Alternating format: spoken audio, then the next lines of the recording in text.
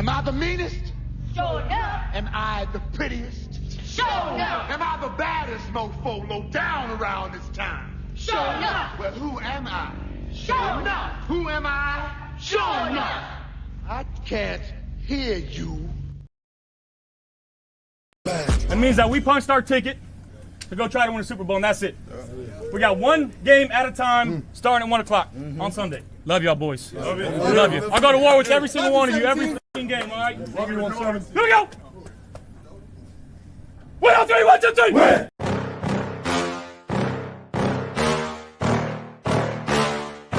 Yeah. Please tell me that I can't, that I won't, that I fail, that I'll never make it out, yeah.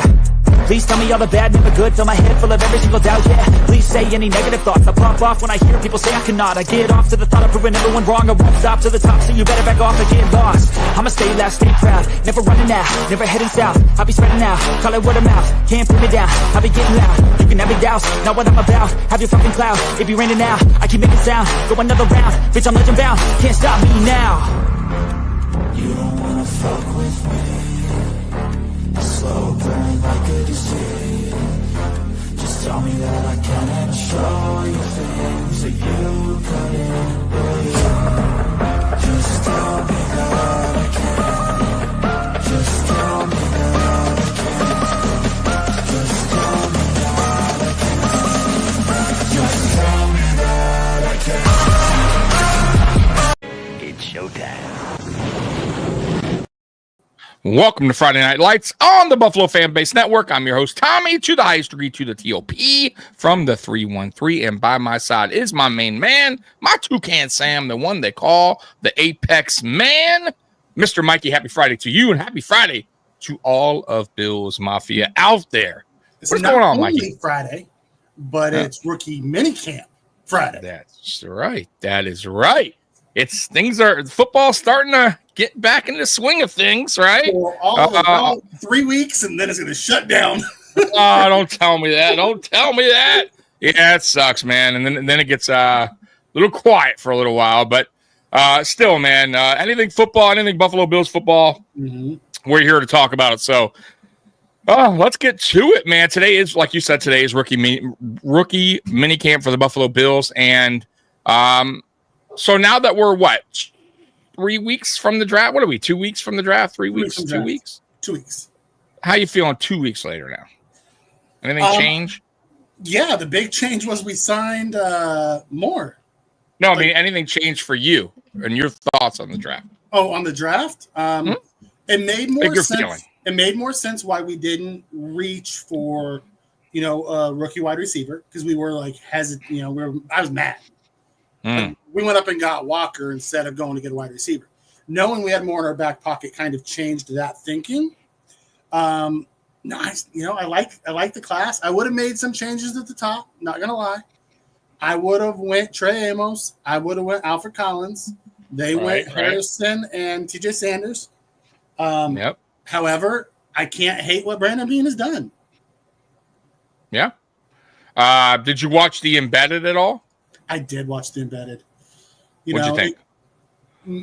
What told me was McDermott really wanted to CB pick one. They were all over TJ Sanders, so they must have a idea of what they want to do with him to trying to move up for him that much. And then Landon Jackson was just a slam dunk, like we thought he was going to be when he was at 72. Like there was nobody else they even thought about. Yeah. It seems like they were set on both Sanders and Jackson in that second and third round. Harrison, I mean, it's, from the reports, it was initially the defensive tackle. Forget his name, the one that went to the Lions that they initially, I feel like they wanted or heard. Tyler Williams. That's what. Yeah, and but I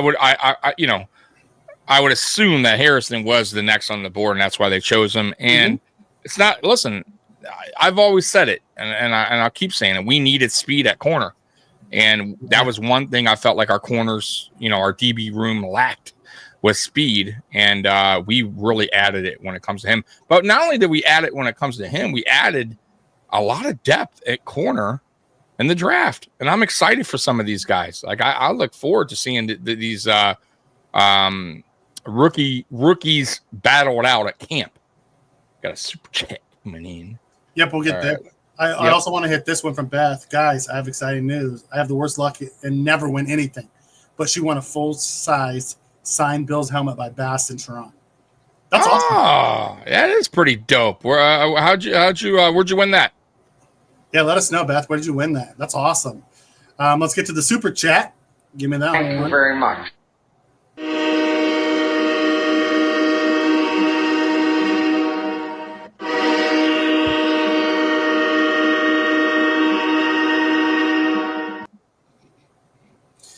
Okay, Justin, thank you so much. We appreciate the super chat. It says, do you guys think we could have gotten Pickens?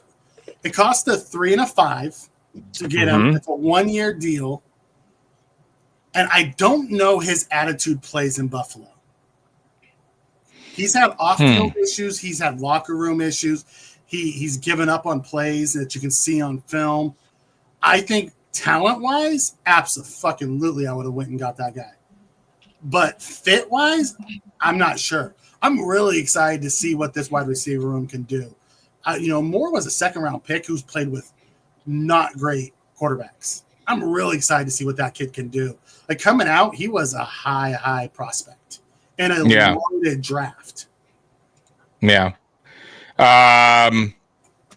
Look, man, at the end of the day, I think our receiver room's kind of full. I mean, we talked about another former player of ours that got released recently, Gabe Davis from the Jaguars.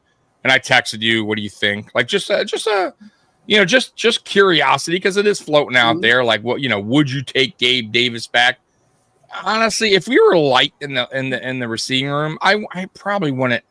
I wouldn't mind. You know what I mean? I don't think it would bug me to bring him back. But I feel like right now, man, with the addition of Moore, we're kind of full. I mean, honestly, we're kind of full. And I just don't see a place for Gabe Davis. Now, of course, Pickens is different. I see that. Yeah, I don't. A six receiver, why. I don't think he would do that. Why would he do that? Go ahead.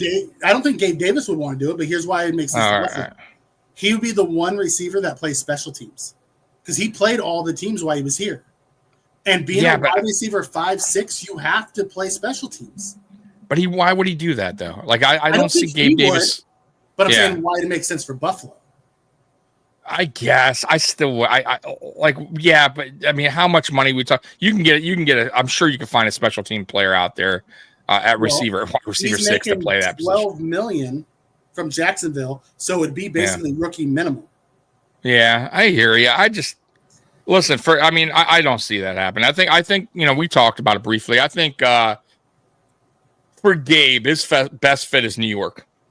I think if the Giants called him, I think that would be ideal. Go back and play with Dable. Dable knows him best. He worked with him for since he was a rookie. And he has a young quarterback there now in New York. I think it would be a good fit. You know what I mean? I do. So we'll see what happens. I don't see him coming back to Buffalo. Pickens, though, I get where you're going with it. He's a talent. It would have been a loner 1 year. Would it have been worth it? You're giving up a third and a fifth? I mean, once again, I think it just depends on the situation we were at. If we were really thin, maybe I would go for it if we're going all in, right? You know what I mean? Like we really needed that receiver, but I'm not. I want to do that. Not on a loaner. If he had like 2 or 3 years left on his deal, okay, yeah, I think I would float that idea. I think I would do that. But 1 year, and then you got to deal with the headache if there is a headache with him. I don't know him personally, so I'm not going to say there would be. But if anything is true out there, that he's somewhat of a headache to be whatever, off field, then it probably wouldn't be worth it, especially if he's just a loner. That's how I see it. No, I'm with you on that. Steve comes in and says Moore's betting on himself and his incentives is very exciting. Yeah, I was surprised to see that. It was 1.75 guaranteed and 2.5 cap hit and 2.5 in incentives. He had a guarantee from Cleveland at 3.5 or 3.75 guaranteed if you want to go back to Cleveland. So he's betting on himself here and likes the idea of coming to play with Josh, which is cool. Yeah. He took less. It took less to come to Buffalo. But I mean, honestly, come on, man. It's Cleveland Browns, bro. But he's coming off of a rookie contract. So he doesn't have a lot of money. No, I know, but if he's betting on himself and he plays well, he can earn that contract somewhere else next year if it's not with the Buffalo Bills. You know what I mean? Like, here's his time now where he can kind of shine, and show his skills with a quarterback, with one of the best quarterbacks in the NFL. So if he doesn't shine this year with a Josh Allen, then Exactly. Beckhamson says we have depth now on special teams. I don't think we need Gabe. I don't think we need Gabe as well. My biggest concern with Gabe coming back here is he takes reps away from Keon. And I don't want that. I want Keon out there learning. Keon's 21 years old this year. He's a player. I want him, I think Keon's ceiling is more than Gabe Davis, and I think his floor is Gabe Davis. So I want him to continue getting those reps. I love Gabe, and I appreciate everything he did for us while he was here. And if we brought him in as wide receiver 5 or 6 to play special teams and just randomly come in, I'd be okay with that. But I want a minimum deal. But, he'd probably get more money with the Giants. He'd have a better shot at playing with the Giants, a better shot playing with the Steelers, who now need a wide receiver now that they traded Pickens. So, there's other places out there that would make more sense for him. Yeah, I'm with you. I'm with you on that one. Mr. Fulton. Yeah, the most interesting man in the chat. Hello, Tommy and Mikey. I've been having a lot of knee pain, and I'm planning to have knee surgery on Monday. Keep me in your prayers. Good luck, brother. Man, yeah. Hope everything goes well with you. Yeah. Roy comes in and says there's other teams that Gabe can go to, probably get a better chance of playing. Yeah, if he's smart, I would be looking at the Giants. He had his best years with Dable because Dable knows how to use him. Exactly. I think that will be that's the best fit. Gabe goes to Miami. Yeah. Woo. Who knows? Moore made a smart choice to come play with Josh. Everyone who comes to play with him makes a smart choice, Right. They all have their best reasons with him outside of Mari, and he struggled. Yeah. But let's take Hollins for example. I loved Mac Hollins, but he was a wide receiver 5 who played at a wide receiver 2 level last year and got himself $10 million over 2 years. That's a great point, Mike. I didn't even think about that. You're right. Mac Hollins got paid. Got paid because he was Josh. Yeah, absolutely. And Josh, he could think. I'm sure he called Josh and thanked him. I hope he did because Josh was feeding him that rock, boy. That's and say what you want, but Hollins was consistent, and that's why Josh went to him. He was. Wasn't flashy, he was just consistent. Yeah. Yep. It'll be interesting. Give the ball to the guys who has the ceiling to hit. Yeah, I'm with you on that, Beth. Let's keep feeding those young fellas. We're so much younger now than we were 2 years ago. Our entire team is flipped. Josh is one of the older statesmen on the team now. That's the wild thing. We are doing a youth movement in Buffalo, and it's about time. It's due. I think we talked about this last year when I kept telling you, I didn't keep telling you, but I'm like, I feel like we keep running it back. And it was kind of true for the last couple seasons. We were bringing back the same team and kind of just picking free agents for 1 year, but they weren't really youth. You know what I mean? They weren't anything that was going to make the team or stay on the team long. We didn't really focus on going young or that transition of going younger, especially at defense, right? And athletic.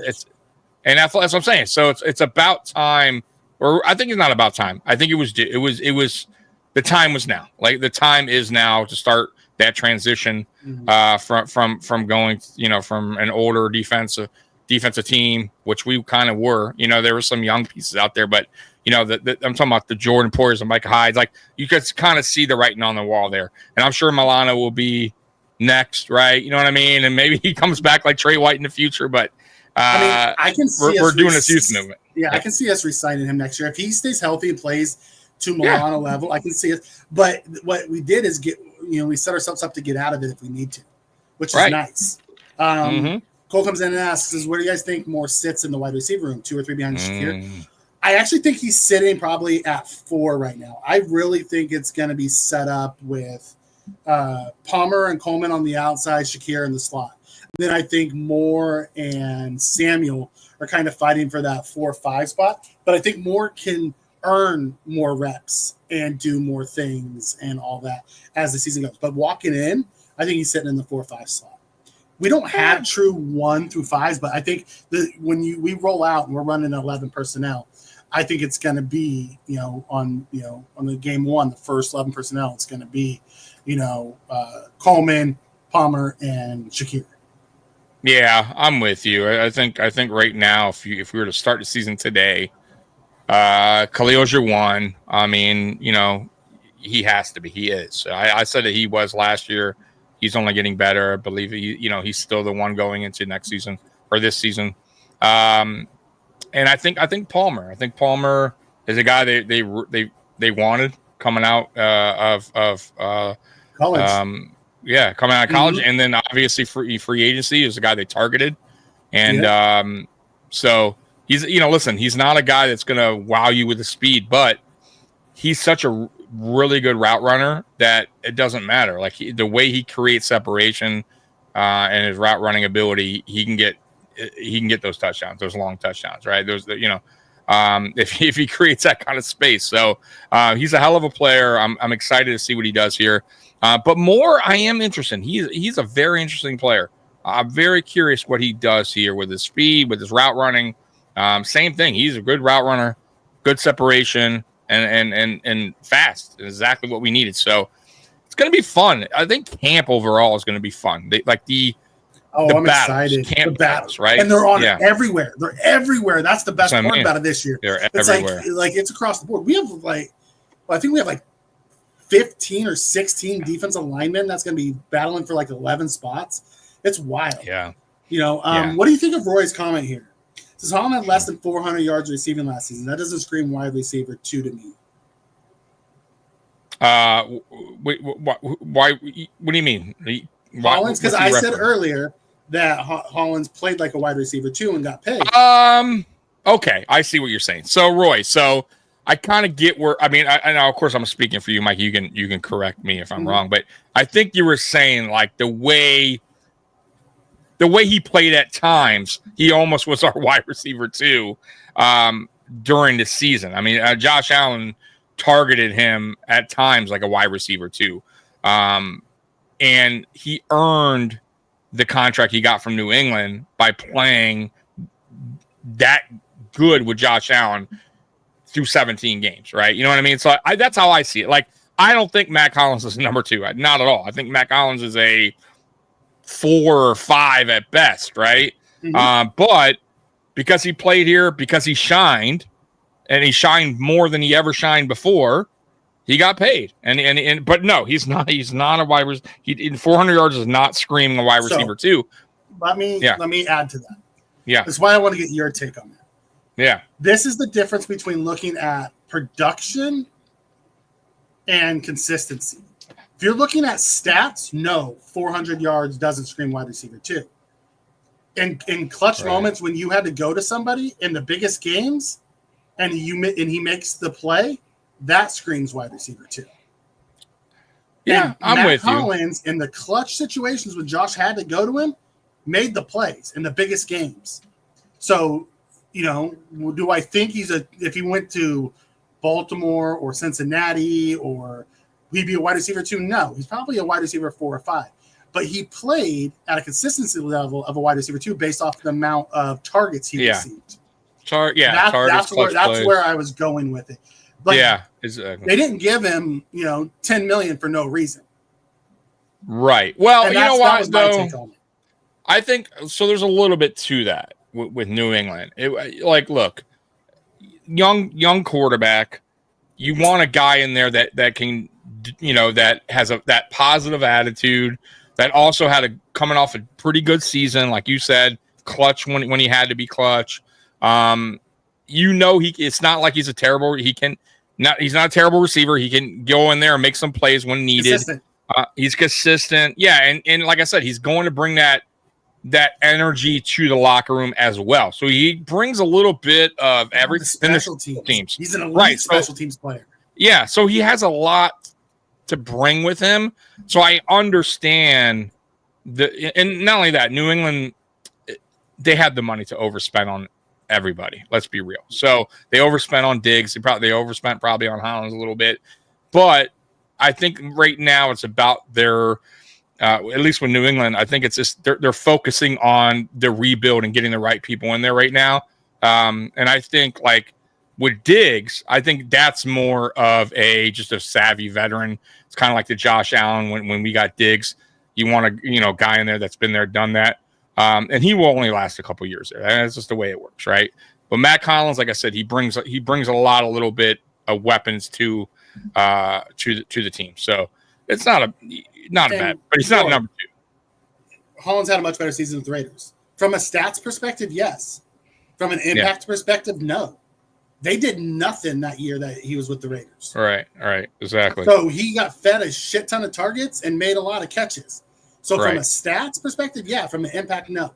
So if you're just basing your wide receivers and how they sit based off of stats, okay, that's fine. I completely understand where you're coming from. I look at it from an impact perspective. I mean, Robert Foster had decent stats, but impactful, no. Right? Did he do anything clutch? No. I'm with you on this. He was fine here. He was consistent here. We were able to replace his skill set. I agree with that 1,000%. And we replaced it at a cheaper price. It's the reason why we let him go. This is the most he's been paid in his career. Yeah. So exactly. Being with Josh got him paid, and that's all I was getting at. Right, yeah, it wasn't. This isn't the. We're not trying to say Matt Collins. So I don't know if you called it late. We're just. I think it's just because I said the word wide receiver too. Yeah. Yeah, it threw him off. It's more so because it started with Palmer, right? Or no, I'm sorry. Palmer and Moore. Yeah, and how like when receivers come here, you should be able to shine when you're playing with a better quarterback. I mean, let's be real, right? Elijah Moore has not played with a very good quarterback throughout his career, so he should be able to shine here, and that's where we were going with it. Now, same thing. Moore could wind up finishing with some good stats, be clutch, same thing, and wind up getting a contract like Matt Collins did. And we're gonna probably sit here next year and say the same thing. Think he's going to get more money than Matt. He's a true receiver. Yeah. He's younger, true receiver. Yeah. Exactly. The speed. You know what I mean? There's a little bit more to his game. He'll be getting a contract here. Yeah. If he comes in and gels and and lives up to the potential that he had coming out, like I don't see him wanting to leave. I would hope not. Yeah, I would hope not. So Cole comes in and says it'd be interesting to see how Mac and Diggs interact in England. No, it'd be wild. What if Gabe goes to New England and reunites with Diggs? Right. That would be crazy, right? You never know. Hey, you never know. You never know. They have the money. New England does have the money to spend, and I'm sure it would still be a cheap signing. But you're right. Maybe. Who knows? He's going to get signed. Somebody will. Listen, Gabe Davis is not a bad receiver, guys. He will be.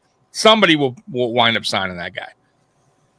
Spacey says, is there even a possibility that Prather makes the team? The only way that happens is if he just blows everyone out the water in camp and Samuel or Moore or one of those guys either A, don't catch on and just looks bad, or B, one of our receivers get hurt.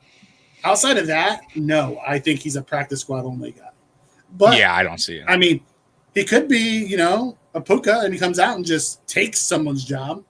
Right. And forces us to keep him. Like, I'd be great with that. But, But here's the thing with that, though. Like, Mikey, the reason why I don't see it even, like, I get where you're going.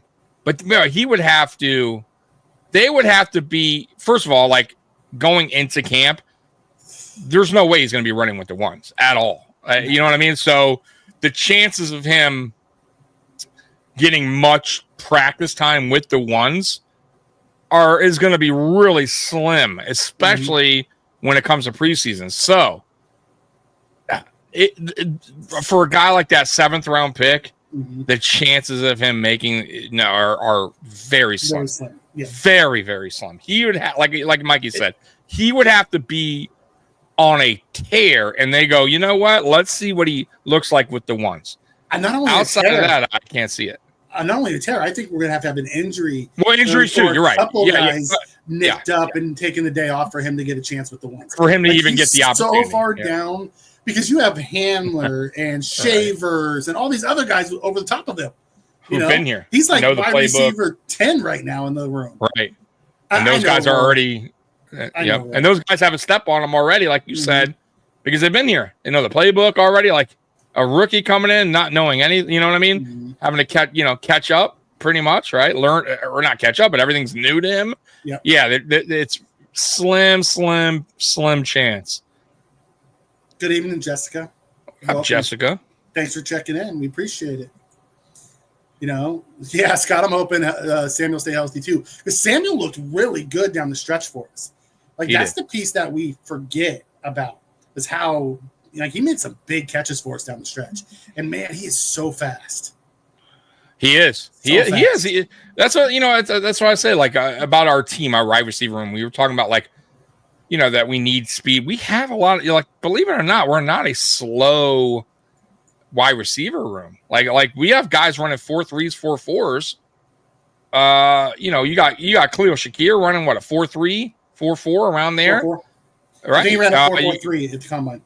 Yeah, Curtis Samuel around there, 4.4. 4.3, 4.4. I think Samuel was like more 4.39, 4.41 at the combine. If I remember. There you go. And then you got Moore running that 4.3, 4.4. I mean, we got speed, right? Like we're not slow by any means. So, it's gonna be interesting, man. It's gonna be real interesting. Spin starts it out right. Sorry to be the bearer of bad news, but Samuel's gonna suffer a season-long lingering paper cut issue at training camp. That is great. And Jessica, I'm with you. I think Gabe going to Steelers just makes a ton of sense. Makes a ton of sense. They need another big body to go on the outside. They still have Roman Wilson, who they drafted, who's coming off of injury. So it'll be interesting to see what he does for the Steelers. But someone needs to play along DK. Yeah. Yeah, Steve. Yeah, I'm with you on the Prather thing, and he caught everything thrown to him today. But he was also everything was against a lot of he was getting thrown to by a practice squad quarterback and a 7-on-7. So it'd be interesting to see. The grade on him was a UDFA, late 7th UDFA. So no one's thinking highly of him. He's not explosive. He's big. He's kind of in that big, possession type of receiver, but we'll see how it plays out. Here's a question, Mikey, Tommy, watching the NBA.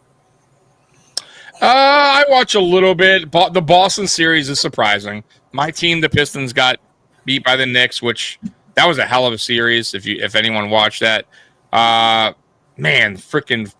One thing I like Brunson, but boy, he flops a lot. But credit to them, man. They went into Boston. They're up 2-0. That's not an easy place to play. That's a tough team, and man, that's a hell of a start. Outside of that, I'm not like diehard watching it. Once my team usually exits, that's a wrap for me. But I tune in here and there. I like to catch, late games. I don't watch the early series games, but if it gets to game 5, 6, Clippers. 7, no, games 5, 6, 7, because the intensity ratchets up late in the series. You mean? Yeah, I'll go watch those games because those are fun. Yeah, or two really good teams playing. I was watching a game the other day, and it was just they just kicked their ass. It wasn't even really competitive. Right. I think it was the Warriors. Thunder killed the other night. They're up by they had 100 at halftime or something. Yeah, I think it was Minnesota just smoked the Warriors. Warriors are playing without Steph, and it was just it was I don't like to watch those games. Those are no fun. Cole asks, are you more excited about the wide receiver room this year than you were last year? Hell yes. Are you more excited for the receiver? Yeah, definitely. Listen, we've upgraded. We were just talking about Matt Collins. Though he had a good season with us, listen, let's be real. Like, we've upgraded, right? We upgraded with the addition of Palmer, with the addition of Moore. We're getting guys healthy, guys back healthy, and Curtis Samuel, not Gabe Davis. I can't believe Gabe Davis. Keon Coleman's going on a second season. He's coming back healthy. Remember, he was kind of dealing with that wrist thing too last year. So yeah, I'm excited to see what this group does. And once again, we started out the show talking about youth, right? Young. That's a young, kind of a young receiving room. Now, I mean, really young. You think about it. I mean, Curtis Samuel, what? He might be the vet. He is the vet. Who's our right? He is the vet, right? Yes, Samuel is he's the not vet. that old. Because Palmer's year 5, Moore's year 5. Shakir's 3, right? Year 4. Is it 4 now going for Shakir? Yeah. Okay. Because we signed him 1 year before right. Coleman's 2. Yeah, and if you want 7. He's year 7. Yeah, and if you want to count Kincaid as a in either way in receiving, if you want to year 3. Yeah. So I mean, we're I guess Knox and if you're looking at receiving threats, Knox you're right, and Knox and Samuel are the 2 oldest ones. You're right. Yeah. It's wild. Trek comes and says, I'm feeling that this is Oliver and Cook's last year. Cook, yes. Oliver, no. I believe Oliver, because he restructured this offseason, is here through next year too. Which has made sense why we took TJ Sanders if we were planning on getting off of Oliver in 2 years. Makes sense. Yeah, that makes sense. Though I still think Oliver, I like Oliver. I just think Oliver's, once again, man, he just hasn't had that guy next to him.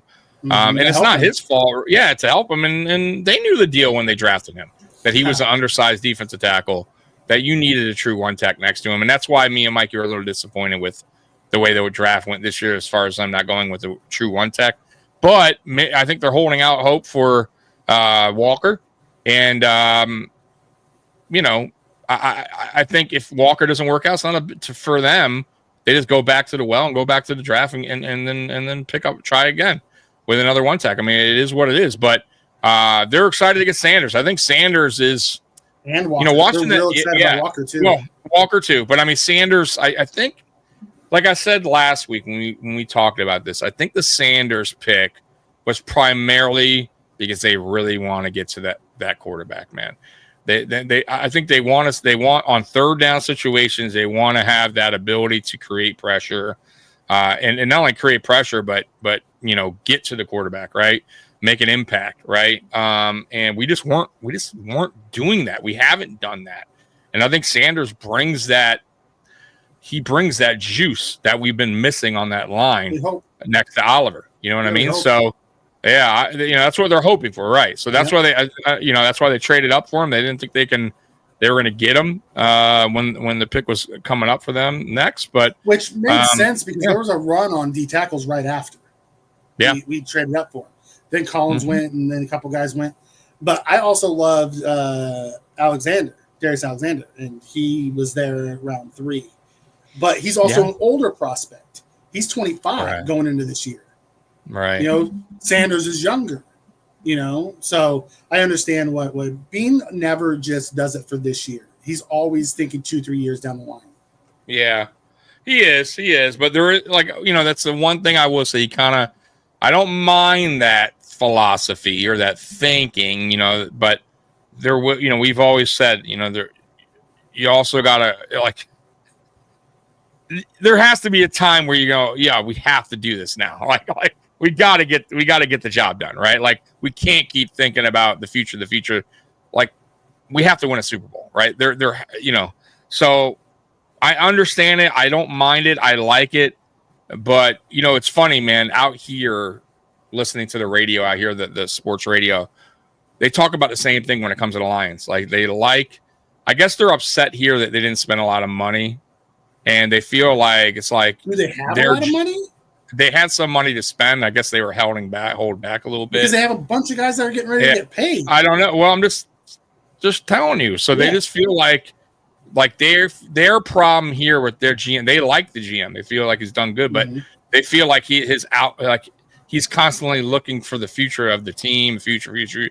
When they feel like, look, man, Detroit hasn't won anything, Like it's like you got to get to it. Like, you know what I mean? Like, stop always thinking like miles ahead for the franchise. Like that's what they're thinking. You know what I mean? I kind of understand that point. Well, yeah, because you've been yelling at Bean for years now to do that.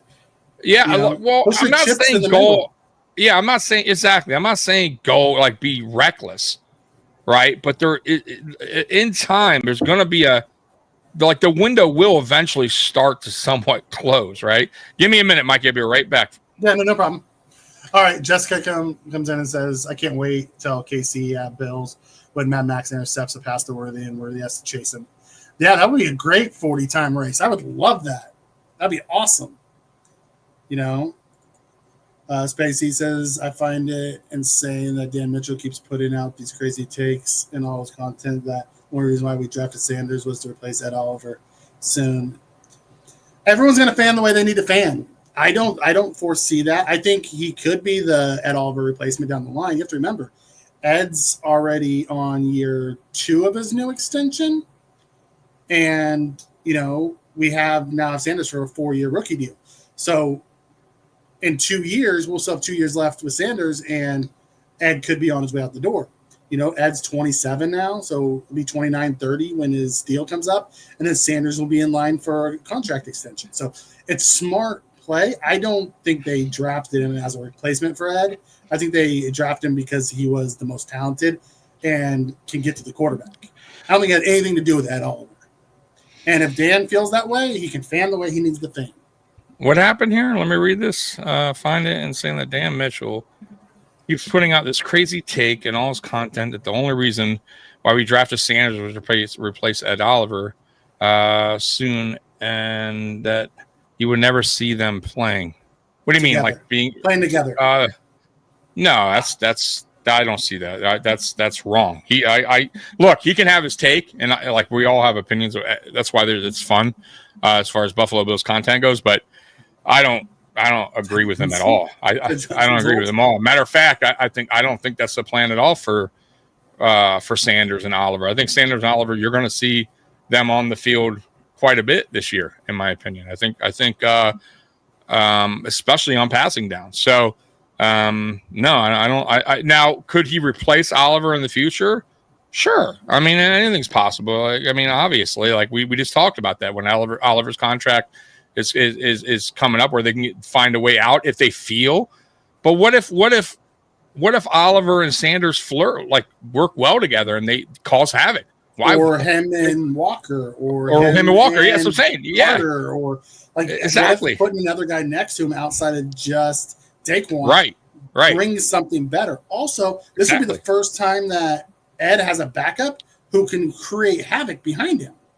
Exactly. So I don't necessarily agree with that. I think we'll see how the things go, but I think they're excited to see, with Sanders, but I think they know what they got in Oliver as well. Oliver, I'm telling you, man, Oliver can cause some havoc when he has that help next to him.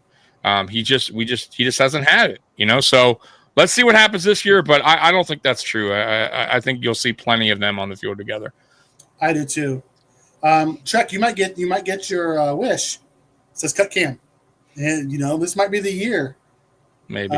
Scott trade him. Yeah. I think you can get something for him. Sorry, go ahead. Yeah. Scott thinks we'll work something out with Cook. We'll see. Jessica, we will get to this schedule prediction. That's part of our show tonight. We will get there. Yeah, Ty Johnson's 28, so he's old. Yeah, let me tell you, man. Going back, watching some videos of the Bills from last season highlights when I'm bored because there's no Buffalo Bills football on. Ty Johnson, we forget how unbelievable some of those catches were from him last year. Good. There was the catch I totally forgot, not totally forgot about, but we don't talk about as much. That catch he got in the back of the end zone. I have no idea to this day. The playoff game? Yes. How he kept his foot off the ground? I have no, like, we all want to talk about the James Cook touchdown, which was great against Chiefs. It was unbelievable.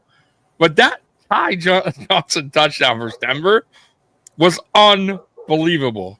And not only that one, he made some crazy diving catches that receivers can only make, right? The best of the best. So yeah, I don't care about his age, man. If he could do what he did last year, I am so happy we brought him back. Right? I mean, like that dude brings it. If he even doesn't do some of those things, but still just is as solid as he is in pass protection, I'm good with bringing him back. Because absolutely. he was a protector for Josh back there. That too. You're right. That too. Yeah. Yeah. Spin comes in and says, I'm still waiting for the overreactions because apparently Harrison didn't have a good first day of group camp. Yeah, I read that too. He wasn't bad. He just wasn't, really the one that stood out was Dorian Strong. And Harrison talked him up. Harrison gave him much love in the press conference after talking about watching him. I guess Strong was really good today. And once again, let's pump the brakes, because if you remember last year, and me and Mikey are guilty of it too. I'm guilty of it, but we will get hyped up over a certain player that's shining. And Chase Claypool was the guy last year in the beginning. Remember, it was him and Allen. And they had the connection early on. Claypool didn't even make the team. Right, got hurt, didn't even make the team. So we hear it all the time about guys. Yeah. MVS. We hear guys all the time in camp that are just like, this guy, man, he looks great and never makes a team. So, look, it's early. It's day one. It's rookie minicamp. These guys are this is nothing. This is not anything yet where it really starts to heat up or the battles begin. That we're a little bit away from that. You know what I mean? Where we're going to start hearing, what's going on. You know what I mean? So right now I wouldn't really take anything too serious what you hear out of camp. That's just me. They haven't installed anything.Ey're out there just running around in shorts and t-shirts. Right. Exactly. So, they haven't done anything in months outside of training for the combine. There wasn't any real football activity, so I'm not overly concerned about who had a good day and who had a bad day. No. Spaghetti Steve, Joey Bosa is better than Vaughn. Do you agree, Tommy? No, that's a false. That's negative. Today, you think Vaughn's better today than Joey Bosa is? Right. Once again, that question is not saying today or yesterday. It was. This response was to a question before that. Okay, I'm just going by Vaughn here. Okay. Well, I'm just seeing this statement. I'm not reading the comments ahead. Today, Tommy, is Joey Bosa better? Is he better today? I don't know. I can't say yes. I can't do that. I'm not on crack. Go look at the stat. Go look at Vaughn's stats last year and then go look at Joey Bosa's. How far? What? Okay, by how much? What are you talking about? A lot. Snaps. I don't know. Pressures, sacks. He was better. Well, First of all, snap count. It's because he's in a different system. You know that. Come on. Joey Bosa's going to have very limited snap counts here too. You go look at any metric. Bosa was better than Vaughn last year. Okay, could he be a little because of maybe his youth? Sure, I guess. Really hate I don't Bosa, know. Don't you? I don't hate him. I just don't. I don't feel like he's done much. Where I feel like this guy's just an unbelievable talent in his whatever year he's in. I cannot wait for him to light it up, and you have. I hope he does. I don't listen, Mikey. The best thing for him and the best thing for the Buffalo Bills is for them to have him on a big time limited snap count throughout the whole season, and then you unleash him in the playoffs. That's what I want to see from Joey Bosa. I don't give a shit what he does in the regular season. Just get that guy to be healthy, because like you said from last season, who gives a shit what he did in the regular season? Look what he did in the playoffs. 3 sacks in 1 game. Okay, cool. I'll love the guy then. You know what I mean? Yeah. So I'm just saying, use him wisely, because that guy's like Glass Joe out there. That's all I'm saying. Just use them wisely. And I believe they will. I really do. I think we have enough edges right now where you don't need to have Joey Bosa out there on a high snap count. And I don't think they will anyways. That's not the way we play defense. So I'm just saying, I feel like Bosa's numbers this year, if I had to take a guess where he'll be sacks the end of the regular season, not the playoffs, I would say he's in that 5 range. Maybe 6. Where do you think Bosa ends? Regular season sacks. On the team or in the league? No, team. Just on the team. How many sacks does he get in regular season? I'm going around 4 to 6. Depending on how much they truly play him. If they play him above 45, I'm going to say he sits around 8. Woo. 8 to 10. Okay. Wow. Bosa still has that dog in him, dude, and he hasn't been playing with a lot of really good players.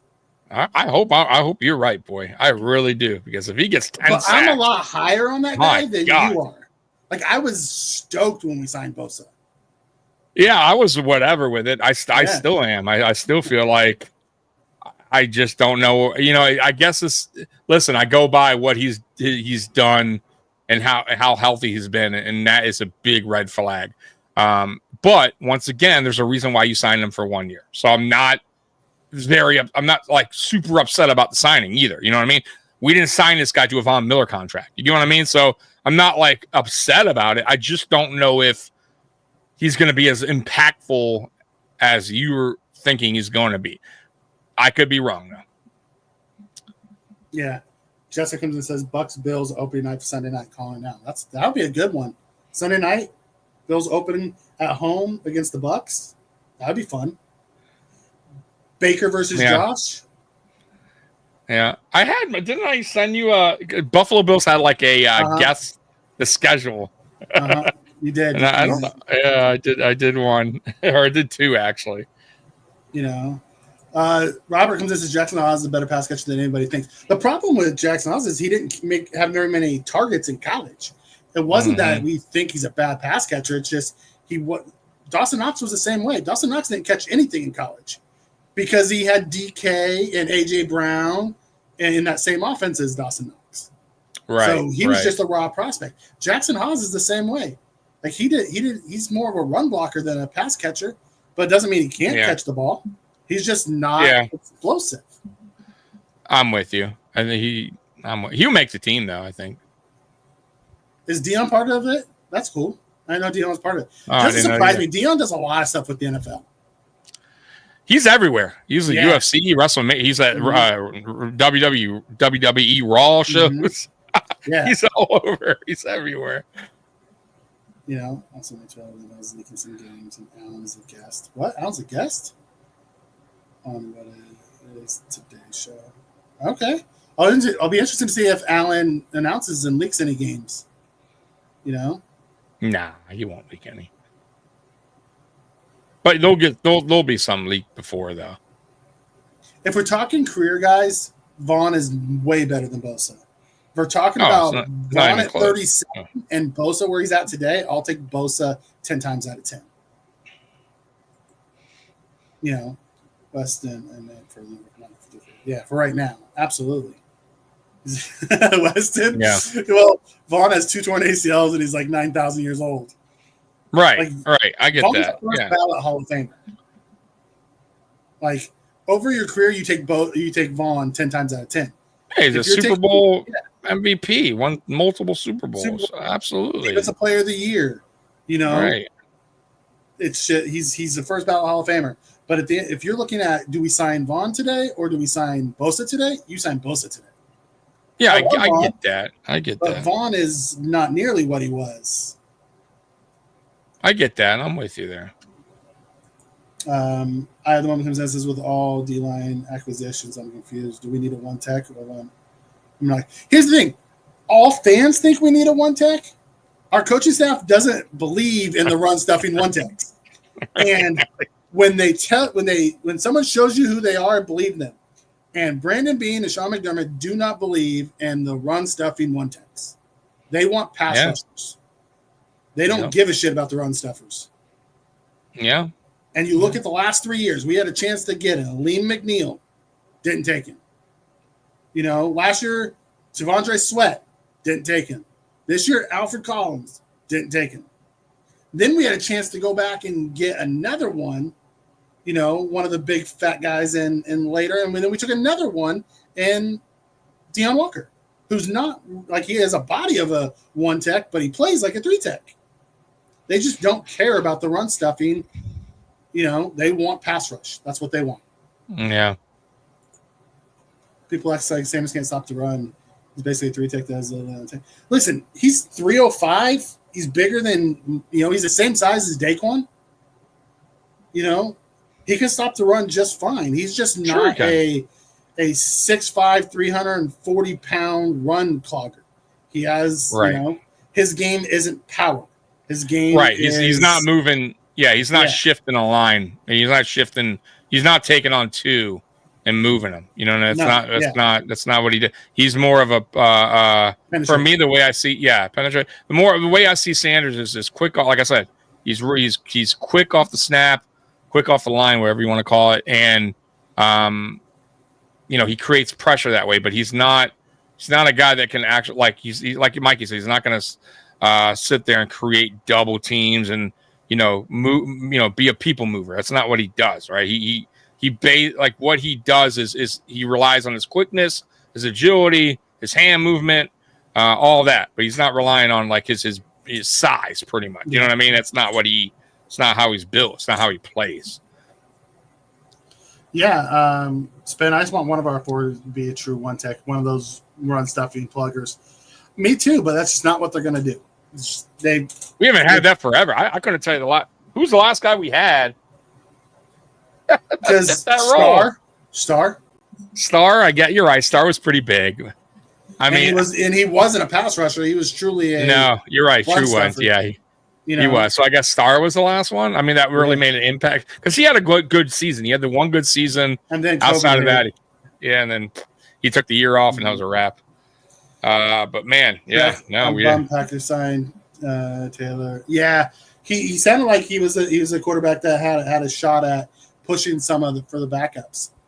We never even got a chance to see him because the Packers held theirs before them and they signed him. It's a bummer. Penetrating D lineman is what they seem to prefer. That's all they prefer. And I think they like the athleticism too. They want guys that are able to move a little bit. Play multiple positions and do all those things. Exactly. They want that. They also like the speed. You know what I mean? That's what they prefer. And they also like that on the offensive line. That's why Mikey was surprised they took Osiris Torrance a couple years back. But I think they finally realized they had to have it. I was wrong. And I always thought Torrance was a great player. I just didn't see the Bills drafting him because he's so against their archetype. I know. And they did. Even Cromer didn't really want him. He even said it. He put him in the starting lineup to prove a point, and then he just never gave the starting job up. And he's like, oh, okay. Yeah. Shit. He proved me wrong. Be nice to have one in the left guard. Let's see if it comes. Spin comes in and says, laugh out loud, being kept snipping the 49ers. The players 49ers wanted, and the 49ers kept drafting the players the Bills fans wanted.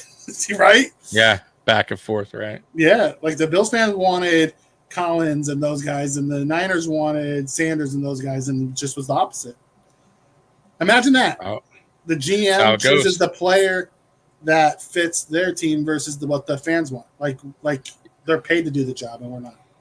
You want to see some rookie highlights today, Mikey? Rookie highlights. All right, let's see some rookie highlights. Courtesy here, June's get. Oh yeah.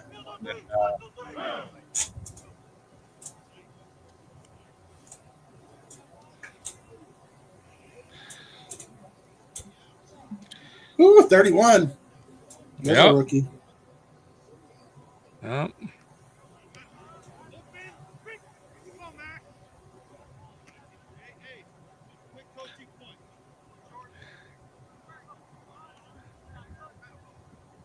I don't know how people judge these. How people doing these. You know what I mean? You can't. That's what I keep telling people. Well, let's just calm down. These are very basic rookie mini camp players in shorts. Just there's no scheme. There's no nothing. There's nothing.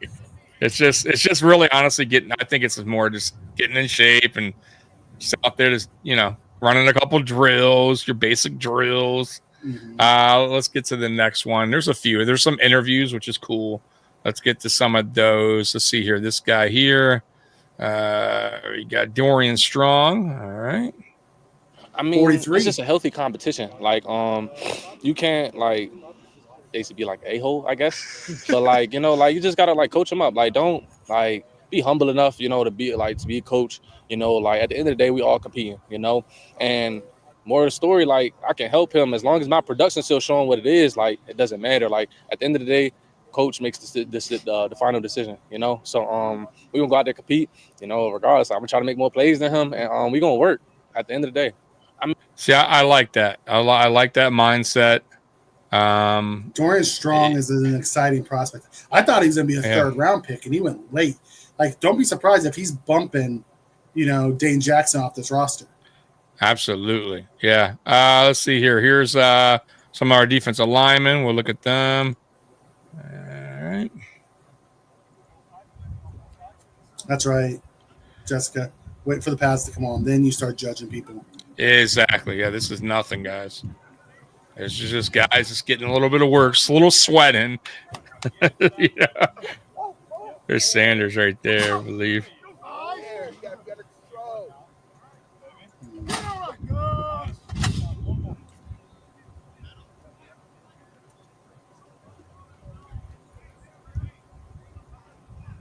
There's our new guy, Landon. Yeah, Jackson. Yeah. Ooh, And, I think here's a Landon interview here. Let's do a little bit of that. Work, this and that. So yeah, really good guys. Make you feel really welcome. Can you talk about enjoying the process? How you been enjoying the process so far? Man, it's been great. You know, I got down really late. I guess 2 nights ago. Got a flight landed at like 12:30, 1 a.m. Got to the Airbnb, got settled, everything together. So yeah, it's been great. Now, you're the tallest guy. You know, you was like the tallest guy, but on draft night, you seemed like you was the smallest guy. You the shortest guy in your family? I guess so. You know, my dad, he played basketball at Texas A&M and then McNeese State, so he's 6'11", big body. You know, I mean, I'm 6'6", 6'7", and man, he makes me look like I'm 5'11". Looks like you guys really kind of came out here and hit the ground running. Oh yeah. No, we got out here and got to moving. You know, so I enjoyed it. We spent just about all day up to this point, really getting in the playbook, doing walkthroughs, and then for the past few weeks, been on Zoom calls, you know, just trying to learn the playbook and stuff. So, yeah, I mean, I felt like the coaches knew we were all kind of had the right, like, understood the base install well enough to come out here and get going and everything. So, yeah, I felt like it went really well. I really enjoyed every aspect of it. What's your weekend like? Coming in, going off the field now after today, tomorrow, and all that? Yeah, I'm definitely gonna get in the training room. You know, I know we don't even have pads on, but first time playing football since Senior Bowl, so to get in the training room, get in the cold tubs, get a little bit of recovery and everything, and then come back and do it again tomorrow. You gonna have a chance to see Buffalo at all? I don't think this weekend. No. Yeah. What is it like just getting into the alignment of things? I know sometimes, you know, playing on the edge, you can't get too wide. You gotta, you know, in certain alignments. How key was that trying to get that down pat? Yeah, really just and that's going to continue to take time, I guess, you know, just fully understanding the scheme, knowing what the different 5 techniques I got to be in and 9 technique, every different technique I got to be in, and then the width and how tight on certain, I guess, formations and everything. Just getting used to that because every defense is different. Like this defense is much different than my college defense. So, you know, just getting really adjusted to this and, man, just take it all in, get in the books and really learn the playbook. Honestly, Mikey, like to me, that's what it's about too. We'll get this one and we'll be done. You know, Dorian Strong had a really good day today. Just being somebody that, you know, I'm taking mental rest when I watch him Strong and getting him go out there, play with poise and play like he's already adjusted. Like that was good to see, and that's definitely somebody that, you know, we just got done doing a couple of extra reps outside. Just somebody that, you know, we gonna lean on each other and help each other get through this process. It sounds to me though, early on, Mikey, and we'll get off this now. Sounds to me like early on, as Strong as he's coming for it. Like sounds to me like, you know, that dude he may not take his job, but he's not afraid to try to. You know, last time we had a 6th round pick go up against the 1st round pick, right. Our 6th round pick just got paid. Right. So this is lessons learned for anyone on the team, especially at corner. Maxwell, Mad Max, how he likes to be called. Mm-hmm. Pay attention because this is a business, and this guy's aiming for your job, bro. So you better play up to your standards and better. Yeah, and that's what I love about, you know, a lot of these guys. As you guys see something, they all just root for each other. The character seems to be right. No one's coming in with a big head. Like Harrison's just one of those dudes who just is super excited for everybody. Wants everyone to succeed. Which is awesome. I remember watching these Harrison and Jackson at the combine thinking there's no way the Bills would draft them because the Bills always pick late. And like I didn't think Harrison was going to be there for us. I wasn't sure that he fit our archetype either. He's a different type of player. I thought Amos at 6'1", runs a 4.4, is more of the zone heavy corner. I thought he was more of the archetype for one. Bean said, "Hold my beer. I'm going to draft some playmakers and some speed and right. okay, grab the fastest dude in the combine." Like, all right, here we go. Yeah. But then grabbing Strong fits a lot like what Trey almost does. That's true. He's that big, tall, long, zone corner who can play really well. Yeah, and he went against the best. He was in a good, good, good college. Which rookie do you have the most confidence in making the impact in year one? Ooh, good question. I think it's either going to be Sanders or Jackson. I have the most in Jackson. I just think when you look at it, depending on how much they limit Bosa, Jackson has to beat out AJ. I think he beat out AJ. I think he's better than AJ today. Yeah. I think he's DM3 behind Bosa and you know what I mean? I think you're right. Yeah. On the flip side, it's Sanders. He's playing behind Oliver, and then we'll get Sums right. So I think Jackson has the better chance of it. That's a tough question. I'm going to go between our first two picks. I'm going to go with Harrison and Sanders. I think Sanders is going to make an impact this season, and I think Harrison is also going to get some interceptions. He's a ball hawk. He's fast, and I'm going to tell you right now, if he gets an interception, he's gone and then take it to the house. So that's what they're looking for, guys that can get that speed. He doesn't need to have to play tight in order to make a play because he can catch up. He can get back in the play with the speed he has. If you look at his film, some of his interceptions, he was 5 yards away, it seemed like, and he was his speed, closing speed, boom, it's crazy. So that's one thing the Bills have lacked. So I do think you'll see some plays this year from Harrison and maybe some take it to the houses. And Sanders, I just think I'm excited to see what he brings, man, because if he brings what he brought, from college, if he could bring that over to the NFL, man, watch the fuck out, because that dude, from what I saw on tape, man, he is electric, bro. He is a nightmare to have to play against. Like that dude's swim move, and his get off that line, bro, off the snap is man, like that's unreal, man. So low man, first man. That's the key. The key to winning in the trenches: be the low man or be the first man. Yeah, exactly. If you're the first man, and some of these offensive linemen are just you're swimming past them before they can get their hands on you. Goodbye. He's waving goodbye. So I'm excited for those two. But I get what you're saying about Jackson. I do. I'm excited to see him too. And AJ may be the odd man out. I'm very curious what they do with Epinesa. Very curious how that works out for him. Knowing he's on his final year too, I think AJ's a trade candidate. I would absolutely coming back after 6 games. I can see us running, Groot, Bosa, Jackson, and Solomon, waiting for Hoyt to come back in 6 weeks. And then there's your 5-man rotation. Yeah, I'm with you. We got one more thing, Mikey, that I want to go through, and that is one thing to know about each Bills 2025 NFL draft pick. You ready? Yeah. Here we go. Mad Max, round 1, pick 30. Said Max Harrison led the SEC in interceptions. I was just talking about that in 2023 with 5. Which was tied for 6th in the entire FBS. his record, he recorded the fastest 40 time at the combine, 4.29 seconds. Did you hear them talking about him in the embedded when they asked him why he was light? He said, "So I can run a 4.2." Like they said, "Why are you 183?" He said, "Because I want to run a 4.2." Yeah. He went for it, man. Defensive tackle TJ Sanders, round 2, pick 41. Let's see here. It says TJ Sanders recorded back-to-back years of at least 5 sacks and 30 tackles from the defensive tackle position. So solid numbers there. Landon Jackson, round 3, pick 72.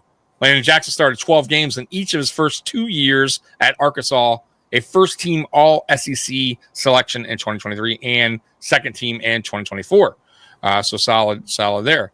Defensive tackle Deion Walker, round 4, pick 109. Deion Walker, 6'7", 331, was a second-team All-SEC selection in 2023, recording 7.5 sacks, so he can get to him, and leading the team with 12.5 tackles for loss, which is really good. Which means run stopping. Yeah, that's right. Cornerback Jordan Hancock, round 5, pick 170 from Ohio State. Yeah, I'm a Jordan, big fan of this kid. Me too. Jordan Hancock started 14 games for national champion Ohio State Buckeyes in 2024, recording 48 tackles, 1 interception, and 8 passes defended, which is great. It's a good number. Also, he played 4 positions. Okay. He played safety, great corner, to know. slot, and what they call like a hybrid linebacker position. Like a big nickel kind of. Yeah. Too. But it was like at the linebacker. So he played like 4 positions, and he played special teams. See, so he's like a unicorn, which is great to have. Tight end Jackson Halls, round 5, pick 173. Jackson Halls was a 2-time second-team All-Ivy League selection before transferring to Georgia Tech for his final season. Cornerback Dorian Strong, round 6, pick 177. Dorian Strong started 25 games for Virginia Tech over the last 2 seasons, recording 5 interceptions, 14 pass breakups. He was a 3rd-team All-ACC selection in 2023, an honorable mention in 2024. So, yeah, he's been pretty solid and VT. And then offensive tackle Chase Lunt, round 6, pick 106. Chase Lunt allowed 0 sacks across 449 pass block snaps in 2024, according to PFF. PFF gave him 86.7 offensive grade last year. So solid, man. Very solid. And here's the last one. You guys were talking about him to begin the podcast. Wide receiver Caden Prather, round 7, pick 240. Prather, he has put up at least 500 receiving yards in each of the last 3 years, recording 501 in 2022 with West Virginia before transferring to Maryland, where he had 666, weird number, and 23 had 624 in 2024. So those are the little interesting nuggets when it comes to some of our Bills players, our rookies, that is. I like it. Yep. So let me ask you a question. This isn't Bills related, but it sparked a big thing this week. The Giants' top draft pick, Abdul Carter, asked about wearing retired numbers. He went out and asked Lawrence Taylor for 56. Lawrence Taylor said no. Went out and asked Phil Simms. Phil Simms said yes to wear 11, but Phil Simms' family said no. Ooh. What's your take on players asking for retired numbers? They shouldn't. They shouldn't. Do you put the onus on the organization to say no, or do you put the onus on the player just to not ask that question? Should be organization. Should just be like, these numbers are. Doesn't matter. I don't care if the guy is your best friend and he came here and said, I want him to have my number. Like, like 78. Yeah, no. Like, you know what I mean? Like, no. Like, the organization should just say, here's the numbers you're going to choose from. And these are the numbers that you absolutely cannot choose from because they are retired, and they're retired for a reason. And you will not wear this number. Like, it's plain and simple. So no, I don't think you should. I don't think, having a go to a player and him, saying, yeah, go ahead. They're retired for a reason. That's all. I'm big on that. Leave them alone. There's plenty of numbers out there. And create your own number. Create your own retired number if you ever want to get to that point. You know what I'm saying? That's how I see it. because they're not looking at that now. But let's say this player, hypothetically, let's say he takes a retired number. Let's say the guy's like, oh, you know what? Yeah, go ahead. And let's say this guy goes on to be a Hall of Fame player. What are you going to have, 2 of the same retired numbers? Like, I don't like it. Like, get your own number, create your own destiny, create your own legacy and your own number where people can remember that. Like, you know what I mean? Like, certain numbers stick out for us, stay in our head, right? Well, you look at Dallas, right? Dallas has 88, Michael Irvin. Yeah. But they also had Des Bryant. True. Yeah. That number. Now they have CeeDee Lamb in that number. If you want to have the organization wants to have a number that represents. So say we had quarterbacks, right? And we decide all our elite quarterbacks that are our first round picks are going to wear 12 because that's like a legacy thing. Like LSU has number 7, 14, and those things. Mm-hmm. You have a legacy thing, fine. If it's an organization thing, but if they're retired, leave them retired. I'm with you on that. I'm just like I said, man. Create your own legacy. Create your own number. You know what I mean? Like live with it, deal with it, go with it. Mm-hmm. And no, man. You know what I mean? Like when Josh retires, right? A Buffalo Bill, which he will. 17. Come on. I don't want to see it. I never want to see that. You know what I mean? Like forever 17 will be Allen. You know what I mean? Just like for me, like Jim Kelly's 12. Like, you know, Bruce Smith 78. Like that's what I know of Buffalo. 34. It's like those numbers are all retired too. Like you don't need to retire every look at Andre Reed. His number's not retired. That's true. Yeah. Just because you're a Hall of Fame player doesn't mean they have to retire your number. If you're a franchise legend, you get your number retired. Exactly. And at that point, Thomas, Smith, Kelly, franchise legends. I love Andre Reed. If they decided to retire 83, I'd be okay with it. Sure, However, I would too. When Josh hangs it up, and he's been a Bill his whole career, they're going to retire 17, and they should never pull that out of retirement. Right, absolutely. It'll be forever just Josh Allen. I think they need to be careful how many numbers they retire because, as the teams get more and more and the rosters get bigger and bigger, you're going to have some numbers. Right. I'm with you there. Or expand the numbers. I guess the numbers keep going. Start going to like double zeros. Three numbers. Three numbers. My quarterback's number, right. 017. 011. Number 100 for the Buffalo Bills. Or 11.5. Yeah. Or doing half numbers or something. Right. Golly. It's interesting when you think about that stuff like that, because it became a big deal.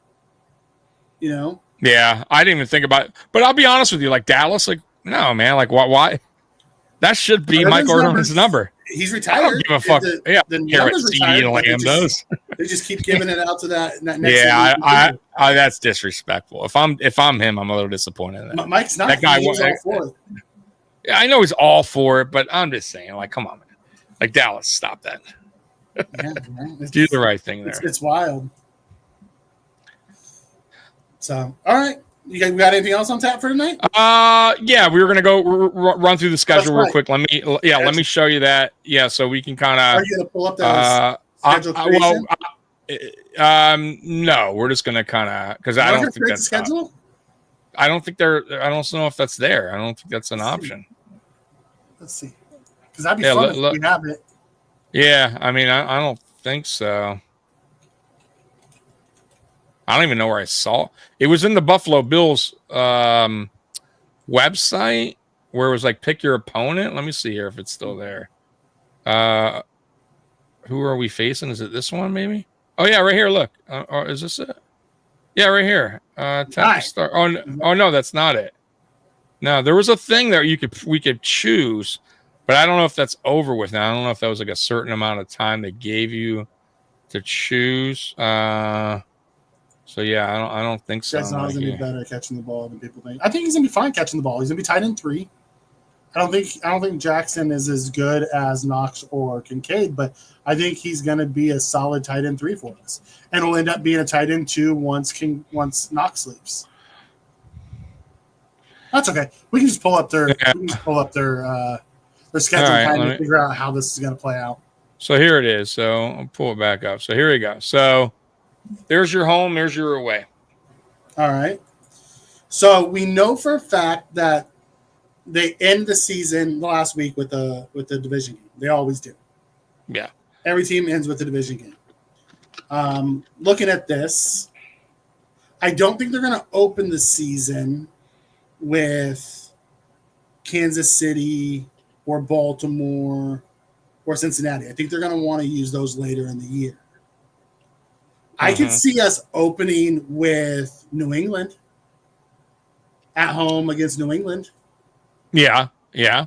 Okay. You know, where do we open with the Steelers?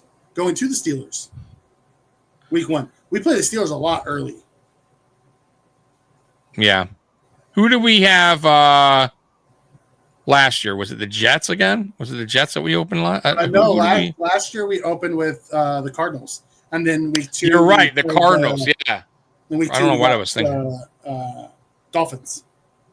Yeah. So I don't.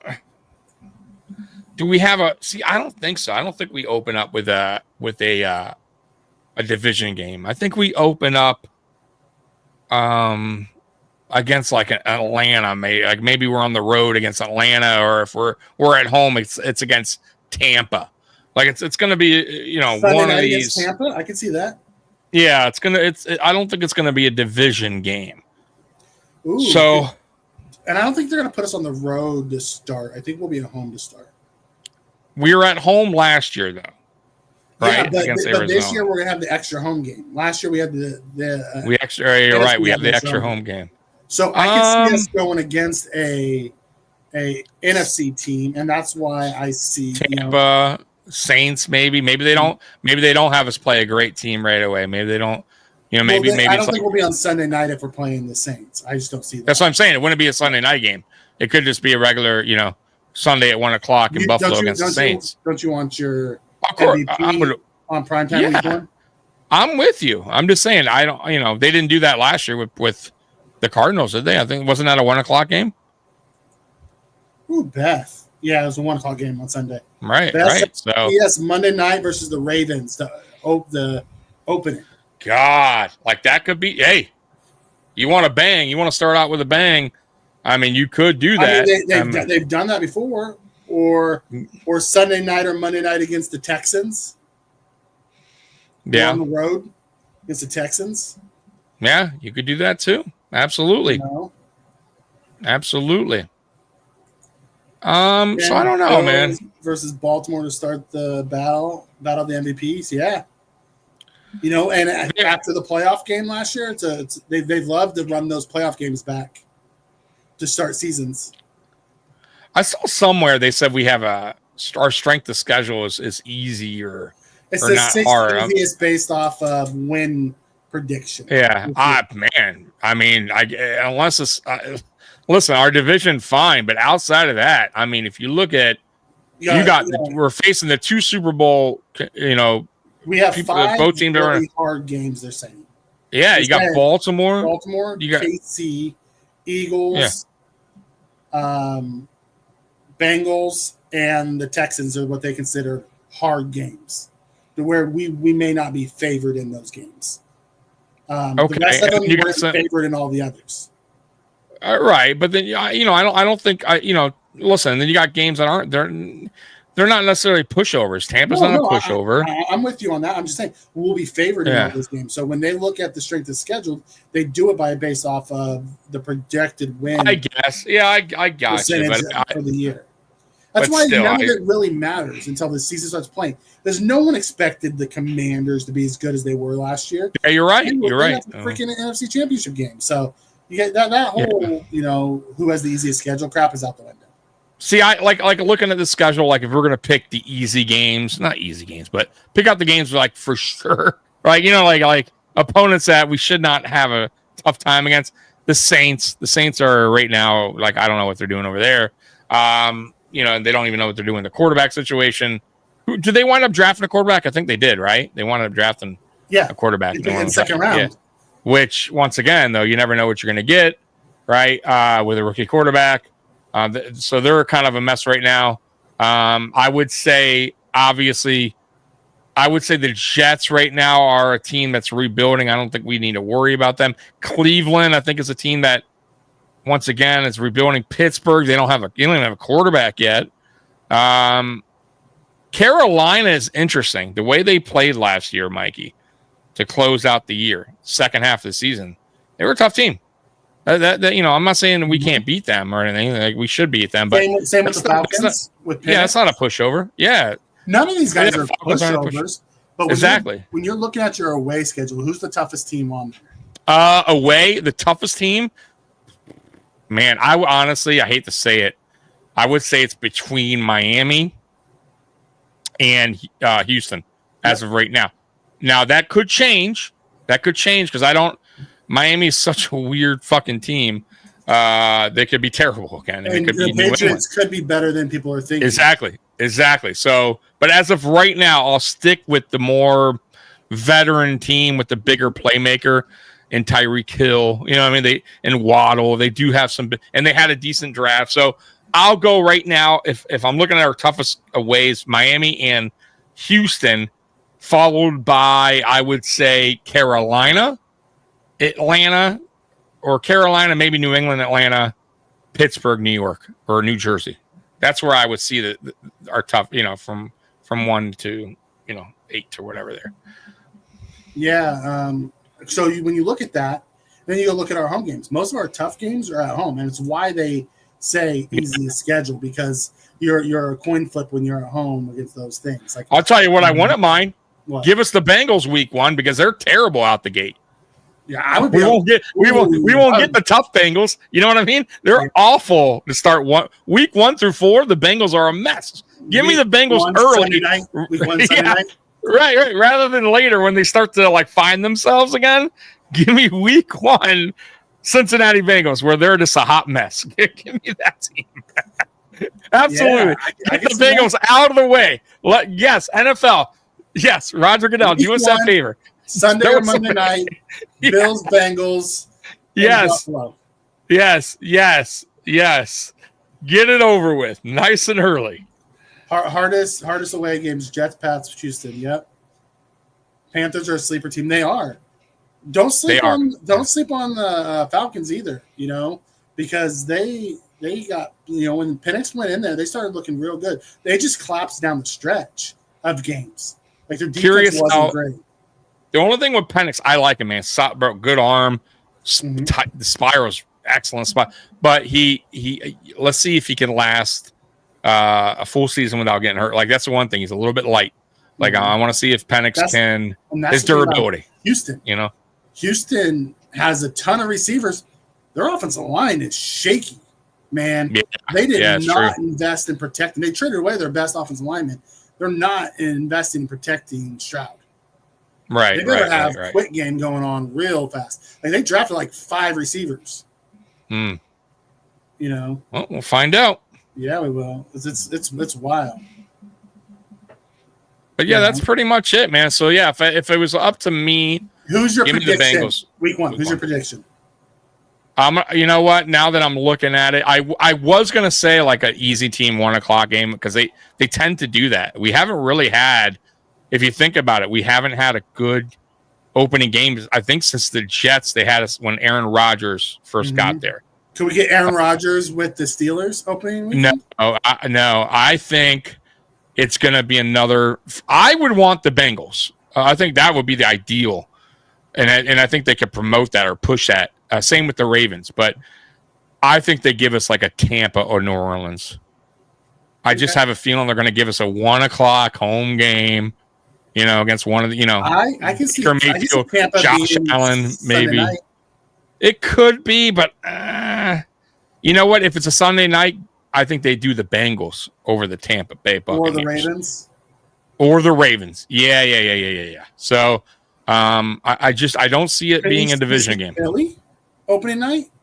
No, because Philly has home for the Super Bowl. Yeah.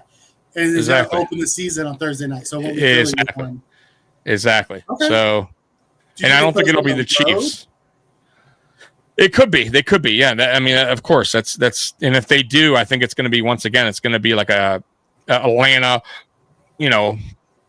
a Carolina a Panther or something like that. I think Spin's right. I think we're going to be primetime week 1 because Josh won the MVP and they want to. It could be, and if that's the case, I think maybe it's going to be one of those 2 teams up there to the top right, Bengals or Ravens, and it could be Tampa. Tampa, of course. Would you prefer the Bengals or the Ravens week 1? I would absolutely prefer the Bengals. I told you why. I think the Bengals get them out of the way. They start slow. And I don't, I much rather play them earlier than later. So, yeah, absolutely. So, Jessica says Bucks and Bills week 1 Sunday night. Could be. I mean, you got the Baker Mayfield, Josh Allen aspect. Yeah. Philly 2018. Buffalo for Christmas in the late game slot. Yeah, I can see that too. I don't know if we do the late game if it's in Buffalo because then it's going to be real, real late. I think it would be the midday game. I do think Buffalo gets a Christmas game because they're doing the Christmas Hallmark movie. Mm-hmm. So I just have a feeling they're going to put us on Christmas because of that as well. And yeah, so I could definitely see a potential Chiefs Bills Christmas. They're going to make it where it's going to be one of these big time Christmas games. So it's going to be Chiefs, Eagles, Baltimore. I highly doubt it's going to be it's going to be against one of these tougher teams. Well, I guess the late game slot is, normal like a Sunday night game, huh? Starts at 8 back there. Or 9. I think it'd be like 9, so it'll be interesting. Will the Bills have any overseas games? I don't think so. I hope not. Yeah, I hope not. I don't think so either. Because we did 2 years ago. I'd rather not. We did. Yeah, we went to London. We lost a home game in London. I would rather not lose another home game for an international game. Yeah, I hate I can't stand those games. Got to wake up early as hell. We never play good. Never. We go there late. We never get there early enough. Bro, I'm talking about dating back to before we even had Josh Allen, like before we even had McDermott. I remember we had a game against Jacksonville, I think it was, years ago. And I woke up bright and early, and we were terrible. I think Tyrod was our quarterback still at that time. It was so bad, Mikey. I'm like, I woke up for this. And then last time we woke up for it, and we were terrible again. Terrible. That's what I'm saying. Like, we just have not played well. And it's just, I hate them. And we get injuries for some reason all the time. What about Steelers and Bills in Ireland? I can see that. I think that's like our only chance of actually doing it. All right. How many primetime games do we get, Tommy? That's a good question. Last year we had okay. 5. Yeah, I think they're going to match it. It's going to be 5, and maybe they flex us to one more. That's what I'm saying. It could be 6. Ooh, because I'll go 5. Last year we were coming off of no one knew what the Bills were going to be, and we still got 5. This year, now do they consider Christmas a prime time? Yes. So I'm going to go 6 because of the Christmas game, because I do think they play on Christmas. So I'm with you. I'll go 6. And by the way, it was Manuel in that Jacksonville game. Was it? Oh, good. Because remember, he threw the one that was supposed to be the touchdown, and they dropped it. Terrible. So bad those games. Yeah. 6 primetime Spin says. I think we're gonna have 6 with a possible flex to 7. And Spin says, I prefer 17 Sunday 1 p.m. games.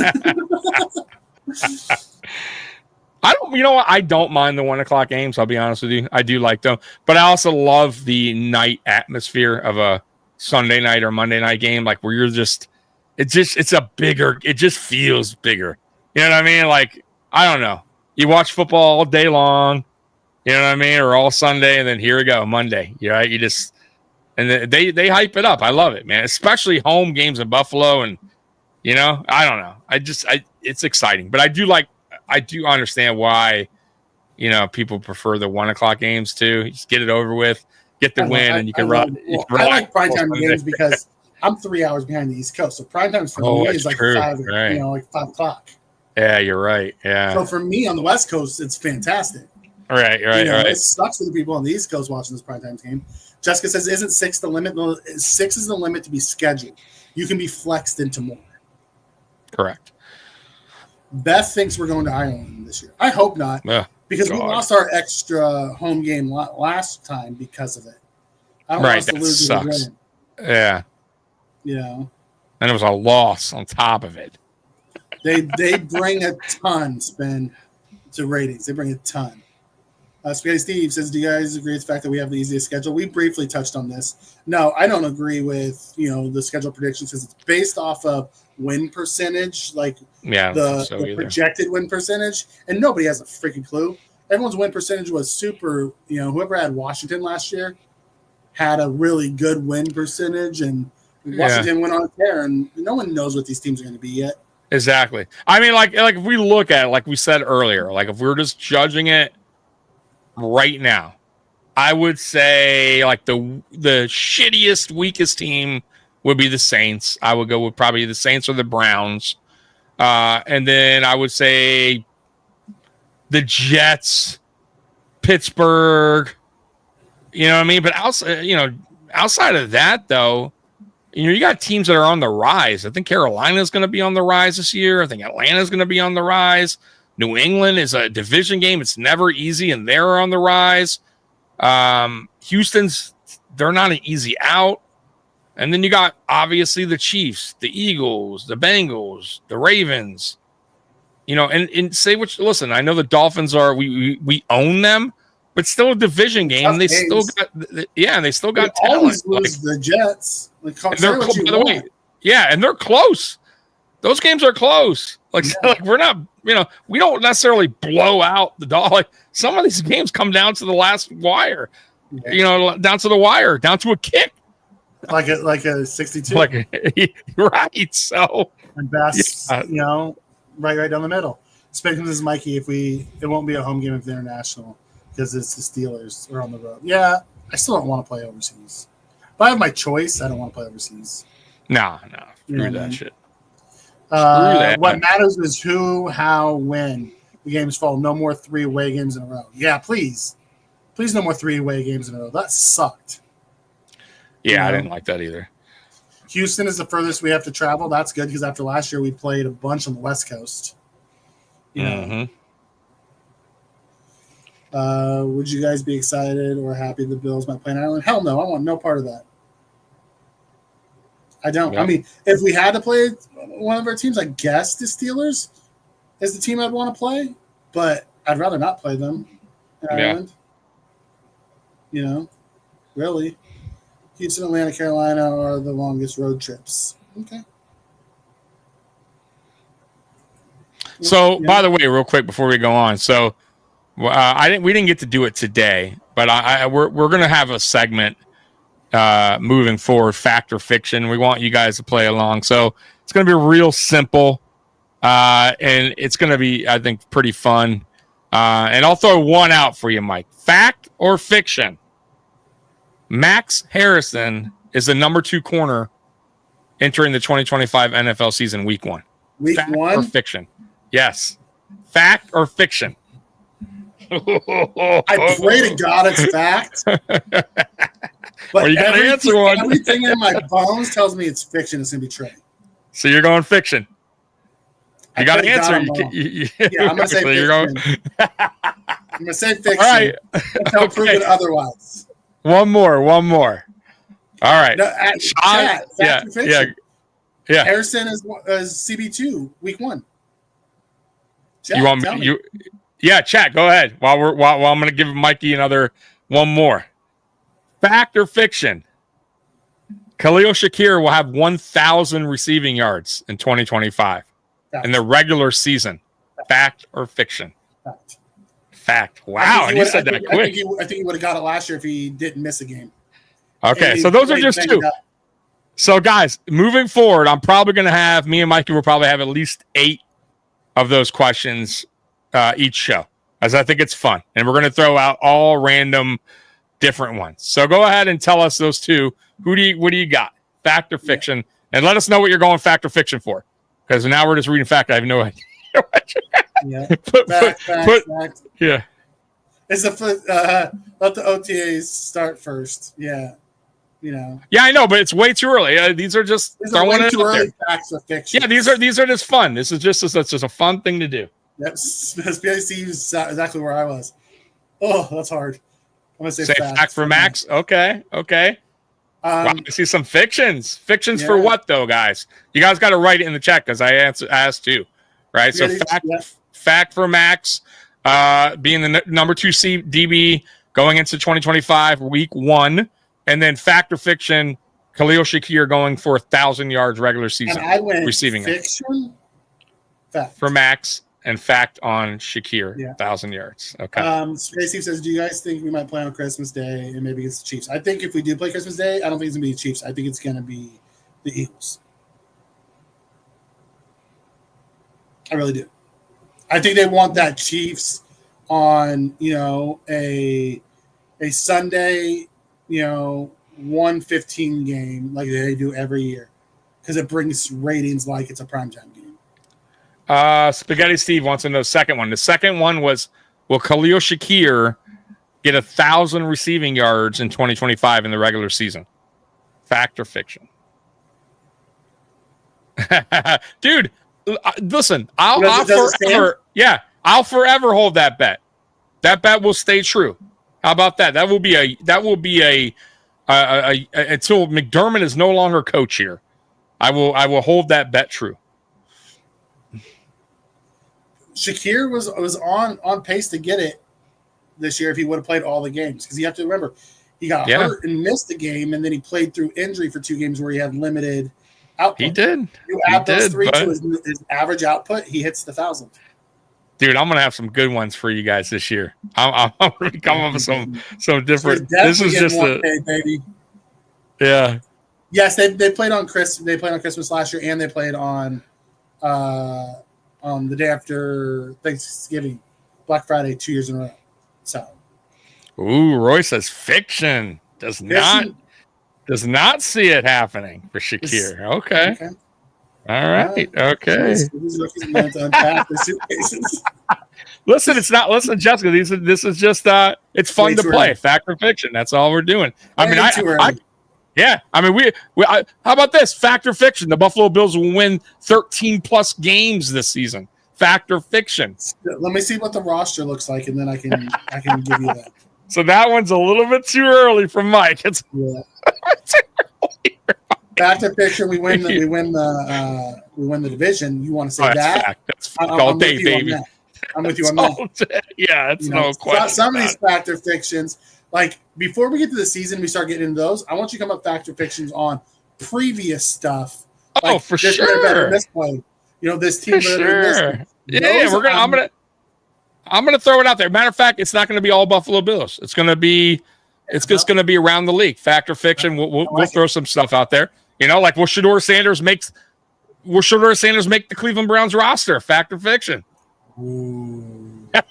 Too early for that one. I got to see what their quarterback rotation looks like. Because Joe's going to start. Old man Joe's going to start. Then they have Pickett, Gabriel, who's drafted higher, and then Sanders. So someone's the odd man out. But this is what makes this game fun, Mikey.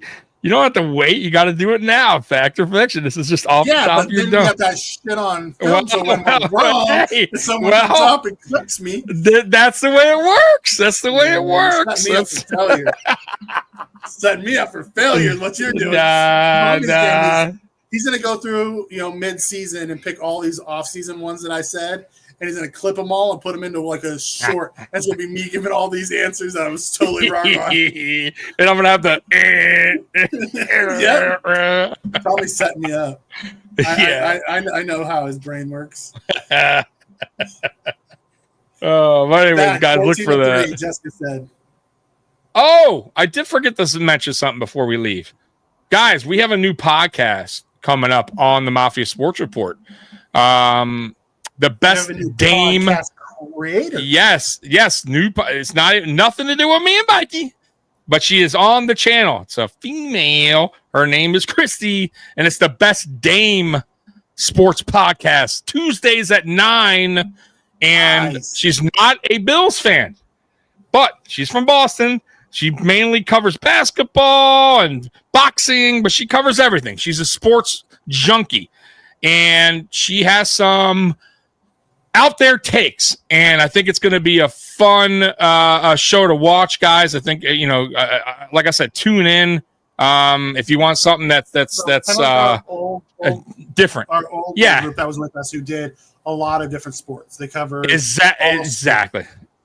So, and she's just going to bring her own little takes, her hot takes, and yeah, man. Look, I look forward to seeing her on this channel, and you guys just support her, man. Come in at 9:00 next week on Tuesday, and yeah, let's see how she does on the channel, man. But I'm excited for her and excited for this channel. This one's from you, Tommy. Beth has a fact or fiction for you. Harrison bragged about half his college interceptions being pick sixes. Half his NFL interceptions are going to be pick sixes. Fact or fiction? Bragged how half his college interception came back as pick sixes. Half his NFL. Oh, okay. No. I'm going to go fiction on that one. It's easier said than done, man. You're in the NFL now, man. It's tough. What if he only has 2 picks and he returns one for? He'll have more. I think I think he'll have more than 2. If I had to go on him, I think he has a 4 interception season, 4 to 5, and I'll go with 1 return. Okay, I like it. Is it against Patrick Mahomes? Which is not bad. I'll take that all day. Is it against Patrick Mahomes when Worthy picks off Worthy, past 10 for Worthy, and we get Jessica's combine race to the end zone? Yeah, Worthy versus Harrison.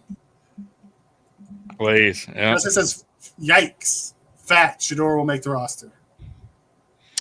I don't know, man. I really don't know. Like I don't know. I'm going to be honest with you. I everything I've heard and the things that I've seen, it's for me. It's about his play, and I don't see it with Shador. Matter of fact, he has a lot of traits like Tim Tebow did, which is the long throwing motion. Like he has to correct a lot of things in the NFL for him to get that opportunity, Mike. Like I see a lot. I don't see the super long. Oh, I do. Oh, absolutely. He doesn't have as long as one, but he does. And he takes a while to go through his reads.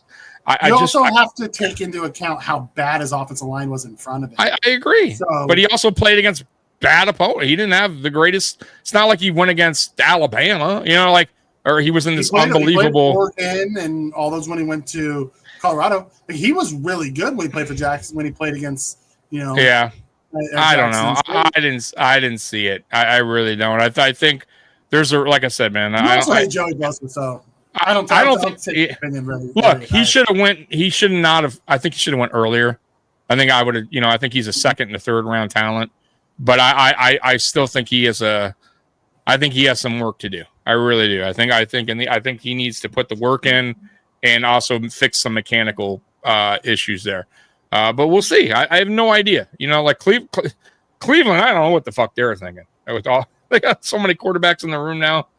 We'll see. They've already said, Spacey. They've already come out and said that Flacco is the leader in the clubhouse to start. Flacco. Which is wild. Yeah, I can't. Like this is why Cleveland is a dumpster fire always. Like shit like that. Like look, Flacco. I don't hate it. Like having him on your team. I think it's good to have as a veteran. But God, he's your guy. I mean, what's going on there? Yeah, I'm with you, Beth. I love New England clam chowder. Not a fan of the Boston teams. Oh, neither. Listen, I don't like any. But like I said, once again, guys, she's not gonna run a Boston show. This is gonna be a sports podcast of her just talking everything from boxing to NBA to football to basketball, everything. So she's gonna have an opinion on all sports, and a little bit, like I said, is gonna be it's different. She's different. It's a different voice for this may not be for you, but come check her out, show her some support. Yeah, exactly. If it's not for you, that's fine. But exactly. let's give her a shot. See what she's got. Exactly. So, guys, I think that's it for the night, man. We've been on here hour 45 minutes. We appreciate you guys rocking with us as always. Don't forget Tuesday at 9:00. Check her out. The Best Damn Sports Podcast. Also Wednesday, Mafia Talk will be back at 8. And then me and Mikey will be back Friday night at 9 p.m. And guys, man, we appreciate you guys rocking with us. Bills Mafia, you guys rule. And as always, go Bills. We're out of here. Peace. Go Bills.